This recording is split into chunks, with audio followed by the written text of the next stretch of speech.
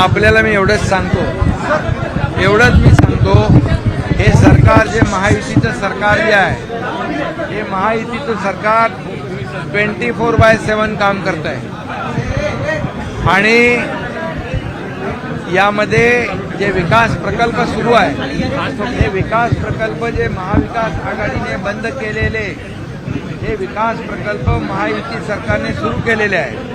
एकीकडे विकास आहे, दुसरीकडे लाडक्या बहिणीसारखे जे योजना आहेत त्या म्हणजे कल्याणकारी योजना, विकास आणि कल्याण याची सांगड घालण्याचं काम महायुती सरकार करतंय. आता मी सांगतो तुम्हाला, जे लाडक्या बहिणींच्या योजनेमध्ये खोडा घालणारे कपटी सावत्र भाऊ ते कोर्टात गेले होते.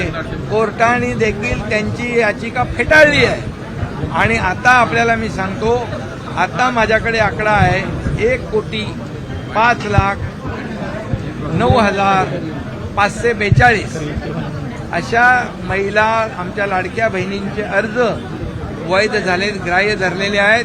1.5 कोटीपैकी आणखी 1,05,00,000 झालेत. आणखी ही संख्या वाढेल. आता रक्षाबंधनच्या अगोदर 1,05,00,000 लाडक्या बहिणींच्या खात्यात पैसे जातील आणि पुढचे जे काय अर्ज येतील हेही तपासून ते आणखी 2.5 कोटीपर्यंत या लाडक्या बहिणींना पैसे मिळतील. ही पोटदुखी आहे आणि पोटदुखी कोर्टाने देखील त्यांच्या विरोधामध्ये निर्णय दिलेला आहे.